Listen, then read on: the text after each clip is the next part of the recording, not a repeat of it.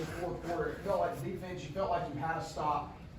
Then obviously a penalty, it's not something the team can control, but it did help Wake Forest kind of reset. Will, what do you think needs to be cleaned up the most as you guys go into the bye week and then going forward after that? Yeah, I think it's a loaded question just without being able to watch the film, go back and look at it. So once we get a chance to do that, kind of sit down as a group and make those decisions. There's a lot we need to clean up for sure, but just really happy with the win right now over a really good, ACC opponent, and just looking to get better off those mistakes and move forward. What was it like to put the game away with the running game? Oh, it's freaking awesome. I absolutely love it. It just brings a smile on my face. We had to step up. We didn't have as much of an impact in the first half. And coming out of halftime, we knew that we were going to have to step up, Phil and I. And that's exactly what we did. I think it was around 170 yards in the second half. And that's what we do, and that's what we expect to do. So to be able to put it away and help out our defense a little bit was a great feeling. What was it you couldn't really get the rhythm of this offense going? Could you put your finger on why that was? All day long, really. Yeah, I think it's just singular mistakes on drives that are just momentum killers, whether it's a penalty, whether it's a turnover, just something along those lines that set you back. Negative plays or plays where you don't gain anything makes it a lot harder to call, a third and long than a third and short. So yeah, just not making those little mistakes and being able to step up and make it a lot easier on Cade and Coach Riley to execute there. What changed with the running game in the second half? Why do you think you were able to actually start to find some goals? I think just the volume of it, to be honest. Kind of like one of the previous questions. We just didn't have much rhythm, a lot less in the first half than in the second half. And once we found that rhythm, we were able to get more into the run game. Offensive line really stepped up and was making huge blocks, covering them up. Phil and I were seeing the field really well, and making the secondary miss and getting into that third level. So we were pumped to be able to get it rolling. But yeah, huge shout out to those big boys up front for clearing the holes. What is it like though? I mean, at Syracuse, there wasn't a lot of opportunity there, and then early in that first half, you had like 4 carries for 11 yards. What was it like going into halftime? Yeah, I think I just want to see this team be victorious at the end of the day. So, kind of going back out after halftime, knew that I needed to step up. Phil and I both of us knew that we needed to step up and help this offense out, make it a little bit easier on the defense. So I think it was just motivation coming out of halftime to do our part and step up. Well, heading into a week off now and then a big second half, what do you guys have to do to get to where you want to be? Yeah, I think it's Coach Queenie has been relaying it on us, but just go one week at a time. That's all we can do. Each week is a season of its own, and we just got to be 1-0 every week. So to be able to do that, focus. We've got a great schedule, last 6 games in the regular season. So just to compete against every opponent and do what we need to do, make the routine plays, and when we do that, everything seems to go pretty well. Speaking of Coach Sweeney, did you kind of celebrate his record-tying career win in the locker room afterwards? 100%. Yeah, we celebrate wins, but when it's something like that, it makes it a little bit sweeter. Just so many great things I can say about Coach Sweeney, but he's a huge part of the reason why I'm where I'm at today. Well, is there is there some frustration that things just aren't smoother yet, any easier yet through the offense? No, not for me. I think that as an offense, we're just trying to continue to get better. We know there's going to be hiccups and things going, not our way, but I felt really smooth, kind of up to this point. We're never going to be, something that, we always get people's best is what I'm trying to say, right? So you get a week like last week against Syracuse where they're trying to stop the run game, and Tyler Brown has a huge one. Cade does a really good job scrambling on third down. Then you get to this week, defenses are always trying to do something else against us. So just being able to decipher that early on, make adjustments, and go off of that. Obviously, you want to be smoother. You want to help out the defense a ton more than we did today. But hey, anytime you get a victory, you got a smile on your face, and you just got to look at those opportunities as a way to get better. Saw a moment between you and Cade there on that on the false start that was called. you've talked about your passion, your energy that can come out on the field. Well, what transpired there, and what's it like to kind of be able to put that stuff behind you guys on the fly? Yeah, it's really easy for Cade and I just because of the great relationship that we have, and I think kind of how it's viewed is kind of not where it goes. On the next play, we've already forgotten about it. But no, that was 100% on me. Just got the wrong call. Just a communication error between Cade and I. But at the end of the day, I got to know my stuff a little bit better and be able to pick up. Yeah, it was totally on me. So just got to move on to the next play like we did. Well, on the fumble early, the exchange between you and Cade, I guess what went wrong there? Yeah, it's entirely on me too. Just got to give him room to pull the football. And when I get down there and it becomes a little bit longer of a mesh, I tend to just want the ball and go, especially when I'm feeling pressure from that defense end that was crashing. They were bringing a sassy blitz from the field. Right? So 2 guys, defense end crashes. It's a little bit quicker. Still a really tough read on Cade because you got outside force, right? So he doesn't want to pull the ball. That's why the mesh was a little longer. At that point, it's just kind of one or the other, hand the ball or take it, but I didn't really give him that opportunity. So, yeah, that was entirely on me, too. Just got to do a better job from my point of view. Will, you mentioned the second half, you and Phil just seemed to find a flow, find the gaps, find the openings as the game went on. You guys made some crucial plays that kind of kept everything in our favor. What do you think of how the game went along from just first to fourth on a pretty crazy day? Yeah, I freaking love it, especially there in that second half. Phil and I kind of conversed at halftime and knew what we had to do, knew that we had to step up. So to go out there and really just fulfill our mission, being able to get in the end zone from my part, and then Phil at the end of the game, just burying them, putting them 6 feet under.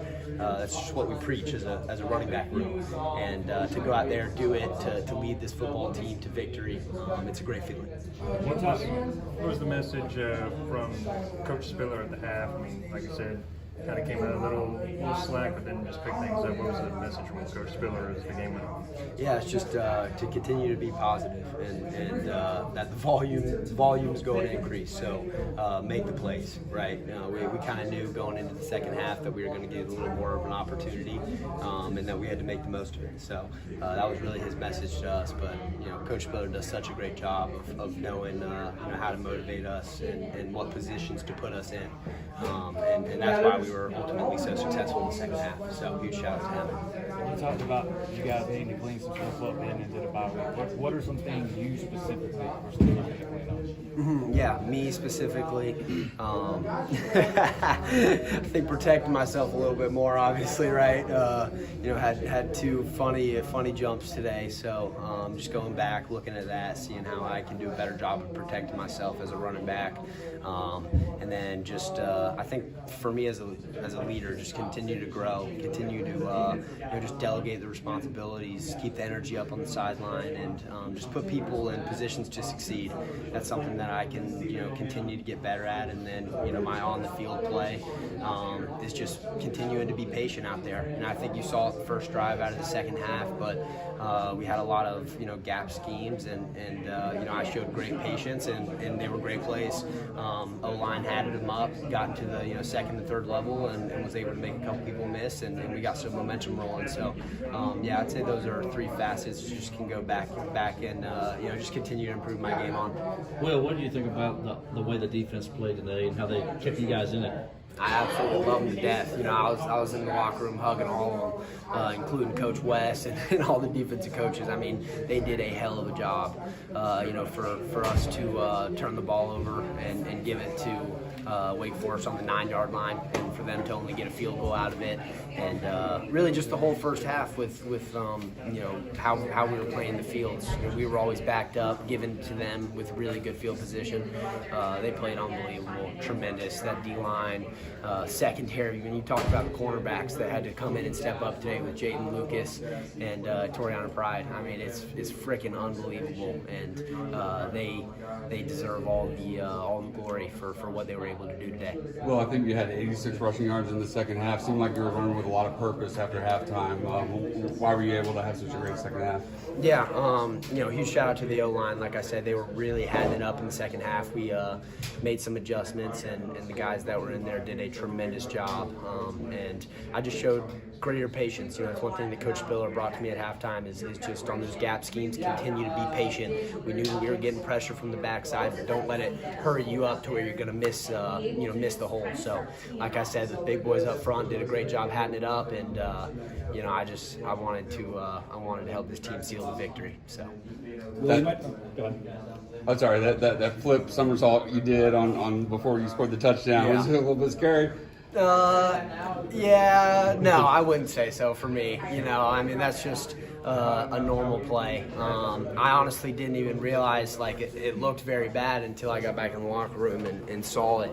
But all the running backs when I was going over there were like, why didn't you just run in there? I was like, I didn't think I could, I thought I had to lay it all on the line. But like I said, I got to go back, look at the film, see how I can better protect myself, because, that's something that I do take pride in, especially as a running back and being able to have a long career. So, definitely not scary for me, but got to go back and make some adjustments for sure.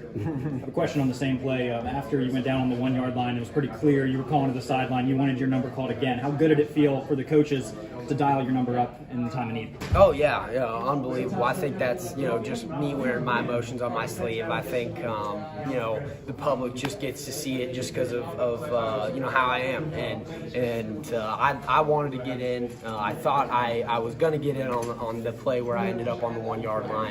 But yeah, I was just letting them know, hey, I'm good. I'm freaking ready to go. Let me finish this drive and get in the end zone. So for Coach Riley to be able to call that inside zone, and for me to get in there, those big boys up front, leaving a wide open hole. It's a great feeling, no doubt. Will, when you have a defense that's just so dominant, how much confidence does that give you guys in the rest of the offense? Yeah, it's great, and it's something we take pride in the offense. At halftime we had felt like we weren't playing complimentary ball. They were overcompensating for us, and you never want to feel that on one side of the ball. And that's how the offense felt. So we wanted to go out there.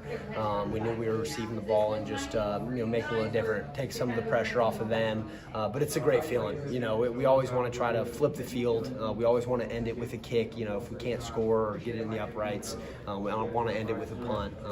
Yeah, it's a great feeling of confidence knowing how good our defense is. Yeah, I asked Phil about this last time. I'm going to ask you now. Just talk to me about your relationship with him and just how special of a guy he is. Phil? Yeah. Yeah. Unbelievable. I could sit up here and really go on for 20 minutes about our relationship.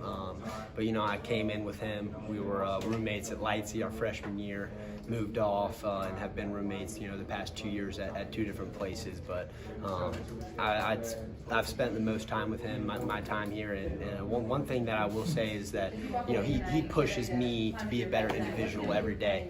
Whether it's on the field, whether it's spiritually, whether it's in my relationships. I know what I'm getting out of Phil Maffa, and he'll be my best friend for the rest of my life. There's no doubt about it. Two more for Will. It was an uncharacteristic. Mindset coming out of the locker room, it looked like the idea was just get you the ball, get physical, and try and get the running game going. Yeah, I think, coming out, we definitely wanted to increase the volume of the running game. We knew that the opportunities were going to be there, that those big boys up front were going to hat them up, and Phil and I just had to do our jobs. That's what it came down to. We were successful, first drive coming out of the second half, and we stuck with it, and it ended up working. So it was an uncharacteristic game for Tyler, especially in the kicking game. How do you coach a young guy like him up? Yeah, I'm not worried about it. I don't think anyone is in the locker room just because of how he carries himself too. He knows that he's got to grow. He's had an incredible season up to this point, done some great things. Everybody has mistakes. I can think back to my freshman year, specifically the Pitt game, where it's like you just got to find a way to rebound. You're going to make bad plays. It's inevitable for any player, especially a freshman in there. But I've got no worries at all that he's going to bounce back and continue to have the season that he was having. All right, thank you, Will. Thanks, Will. Thank you, guys. Thank you.